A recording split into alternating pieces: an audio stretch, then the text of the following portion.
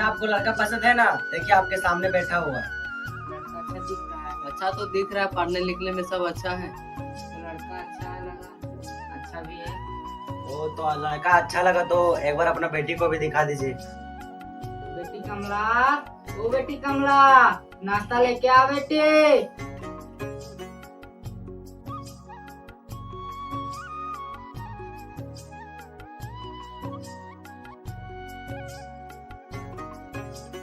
देखो, तो लड़की आ गया, अच्छा लगा कि नहीं? आप कुछ बात करने चाहते हैं तो कुछ बात कर लीजिए। अच्छा रुक, लड़का को पूछ के बताते हैं। बेटा लड़की पसंद है ना? लड़की तो हमको अच्छा ही लग रहा है। हमको लड़की तो पूरा पसंद है। लड़का भी हमको पसंद है। तो लड़की आप लोग को पसंद है, लेकिन हमको कुछ अकेले में बात करना है। ठीक है बेटी, जा। जाओ जाओ बेटा, अकेले में बात करो।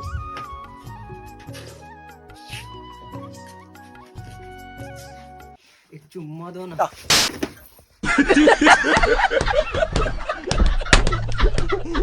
Yo, shout out to Caesar.